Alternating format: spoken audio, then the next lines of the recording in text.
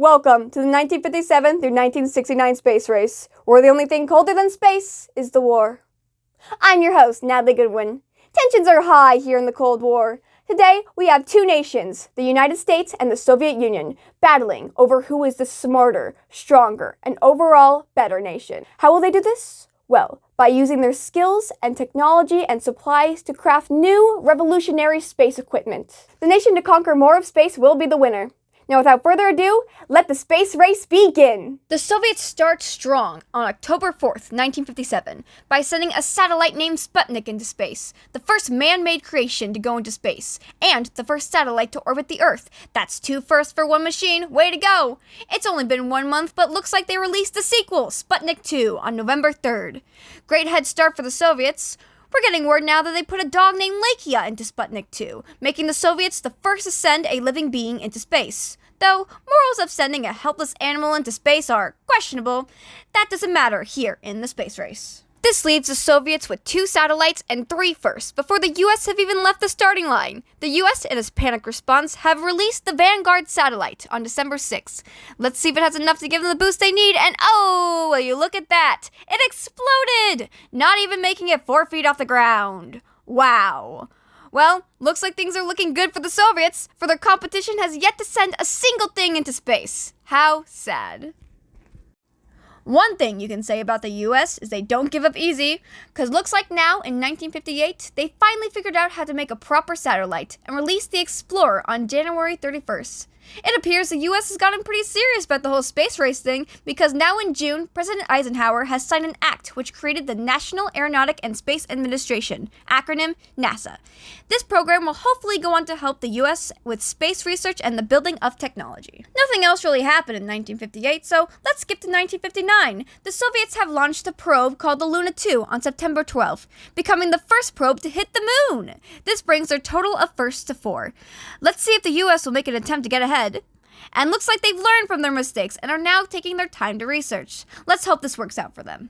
Moving on to April of 1961, the Soviets take another leap by sending cosmonaut Yuri Gagarin into orbit in a spacecraft called the Vostok. Yuri is now the first and only person to orbit the Earth. With him also being the first man in space, this brings the Soviets' total of first to 6. Going back to the US, they sent astronaut Alan Shepard into space. While this is a good jump for the US, it's still not as impressive as the Soviets, for he did not get high enough to orbit the Earth. Looks like the Soviets will keep their lead for now. Even though the US is pretty far behind at this point, looks like they are literally going to attempt to shoot for the moon. President John F. Kennedy has just announced that the US will put a man on the moon by the end of the decade. Is he just trying to scare the Soviets? Is he insane for promising such a claim? Or is President Kennedy really that confident in his nation?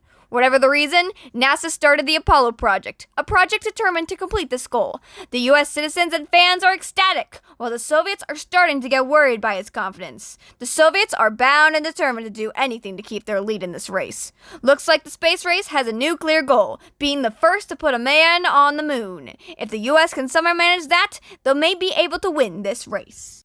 Now in 1962, the US have done what the Soviets did by sending John Glenn into orbit. Finally, the US is starting to show some real progress, but they're going to need a lot more to catch up to the Soviets. The US spends the rest of the year working on the Apollo project. Going on into 1963, and we're getting word that President Kennedy wants to stop the race? And now he's asking to team up with the Soviets on the Apollo project! What a shocking turn of events! Is Kennedy admitting that the US needs help? Or is he simply trying to make the Cold War a little less cold? Either way, the Soviets deny this request. Kennedy is determined to make the Apollo project a joint effort, but oh dear, looks like he'll never get the chance to because he has been assassinated on November 23rd. This is a hard hit for the US. Will they be able to keep up their goal even when the one who inspired it is dead? Looks like the answer is yes. They will finish the project in his honor. Looks like the pressure is on, not only to beat the Soviets, but to also live on to the legacy of this great president. Let's continue now to 1964. Looks like the Soviets have really buckled down and started 2 programs to work on getting a man to the moon. With their lead, it's only probable that the Soviets will figure out this technology before the US. On October 12th, the Soviets sent out the first ever multi-person mission, which included 3 people on a ship called the Voskhod. They increase even further to the finish line. Now, with 7 firsts, the Soviets move on to 1965, with the first spacewalk in human history, performed by Alexei Leonov. Let's go ahead and add that to their list of firsts. Only a few days later, on March 23rd, the US sends out their own multi-person spacecraft, called the Gemini. Instead of sending 3 people into space, they only send 2. That gives the US another step in the right direction, but not quite enough to break the Soviets' lead. The US takes another step and sends out their own spacewalk, performed by Ed White. Just another milestone that the Soviets already hit.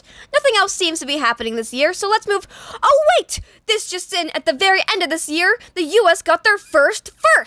On December 15, they accomplished the first ever orbital rendezvous. This rendezvous included 2 ships, the Gemini 6 and 7, both holding 3 people. What a way to end the year for the US. Things aren't looking good for the Soviets at the start of 1966. For Sergei Korolev, premier space designer for the Soviet Union, has unfortunately died on January 14th due to a failed hemorrhoid surgery.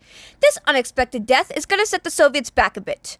Meanwhile, the US scored their second ever first on March 16 by performing the first docking in space. Wow, looks like the US has stolen the lead from the Soviets.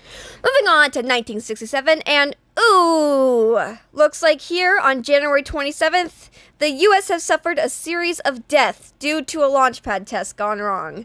This accident is going to set them back a bit in the race. Fortunately for the US, looks like the Soviets have also suffered a loss, only 3 months later. On April 23rd, cosmonaut Vladimir Komarov lost his life due to a faulty parachute.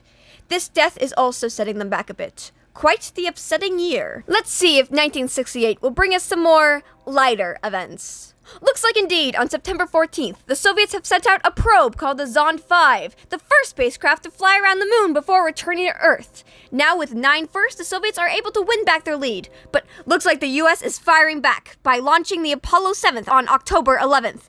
This is the first time the Apollo project has taken flight, and now, 2 months later, they've taken their second flight on the Apollo 8th. This time, they're able to go high enough and, well, I'll be darned. The United States have won another first, for this rocket became the first to orbit the moon with a crew of 3 inside.